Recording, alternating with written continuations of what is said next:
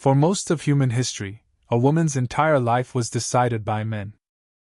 Who she married, where she lived, whether she was allowed to read, whether she could own anything, whether her opinion counted for anything at all. But here's the thing, the story is more complicated and more surprising than most people think. Because it was never one story. Depending on where you were born, and when, and into what family, the life of a woman could look completely different. Today we're going through all of it.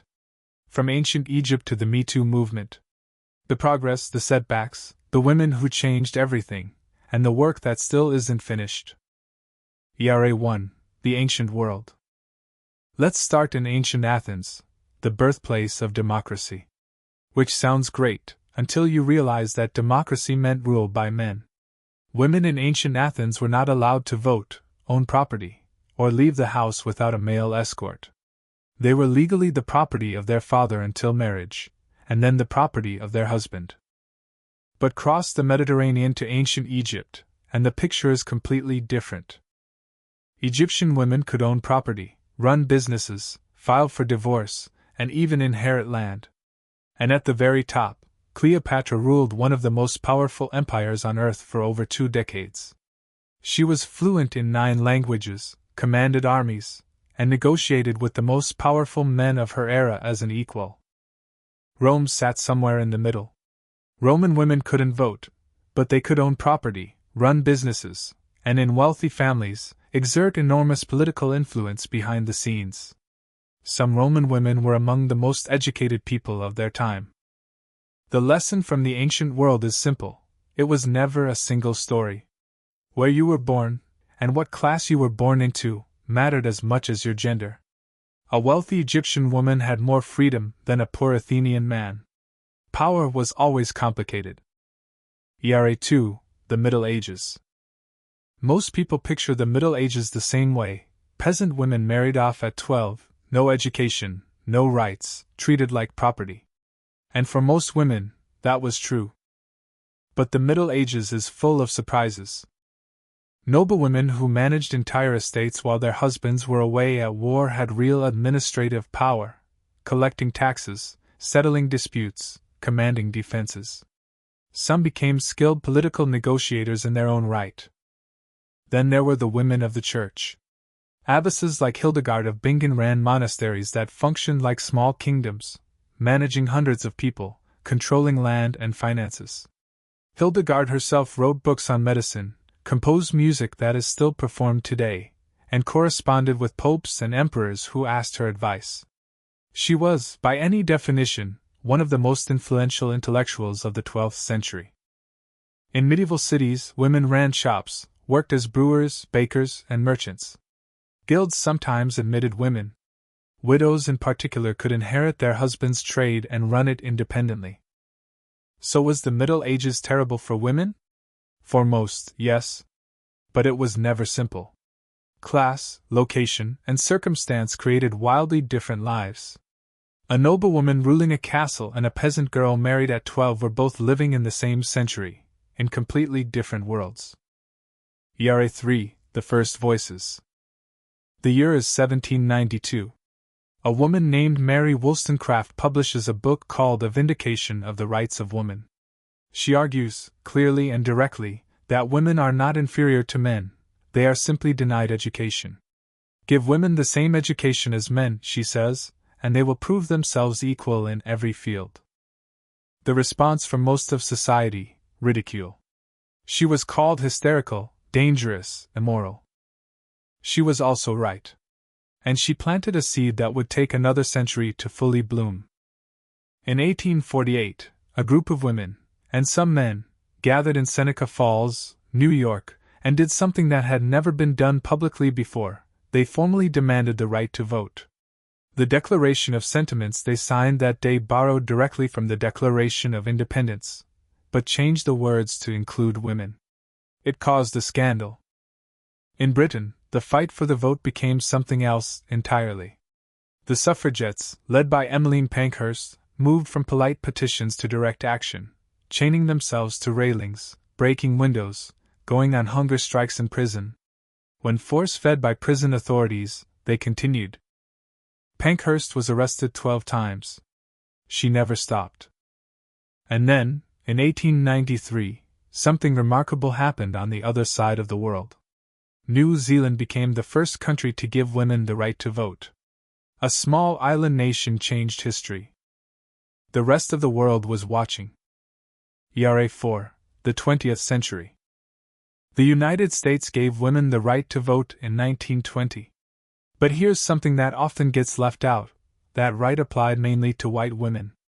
Black women in the American South faced voter suppression, poll taxes, and violence that kept them from the polls for another 4 decades. The story of women's rights has always been tangled with the story of race, and it's important not to pretend otherwise. Then came the Second World War, and it changed everything, in ways no one fully predicted.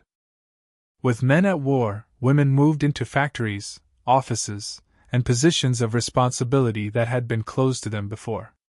They built aircraft, cracked codes, ran businesses.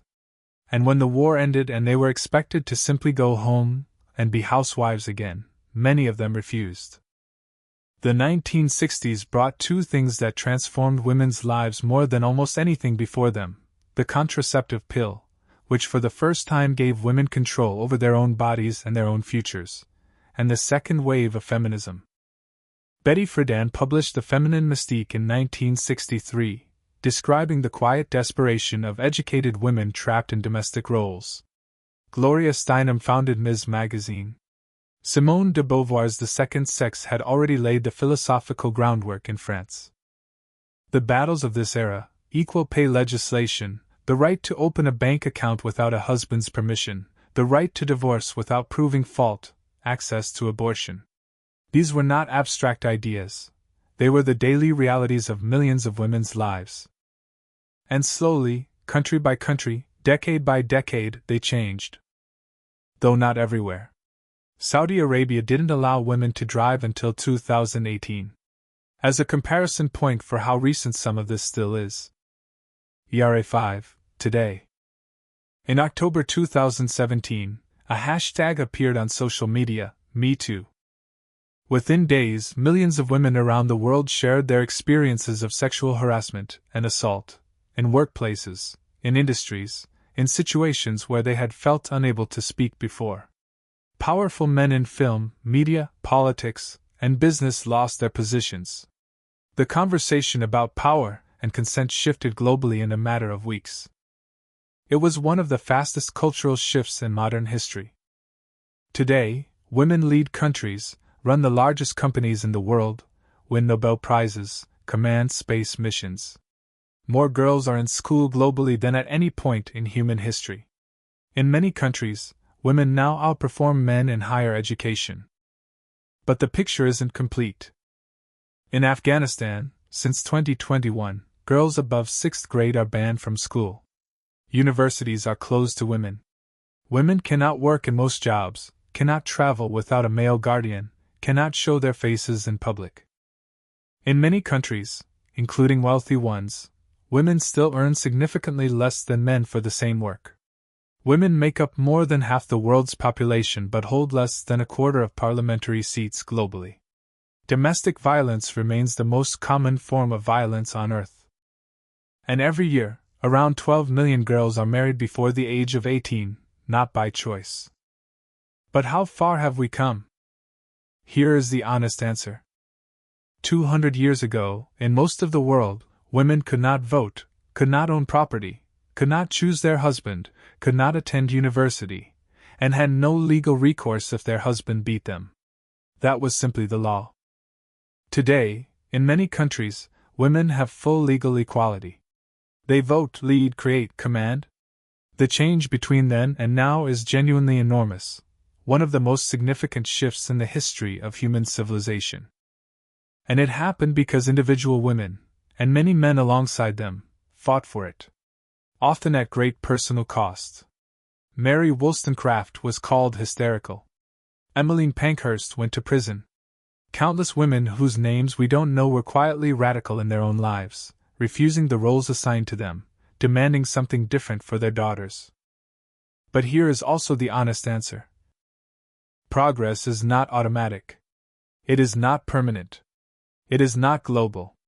In some parts of the world, rights that existed a generation ago no longer exist today.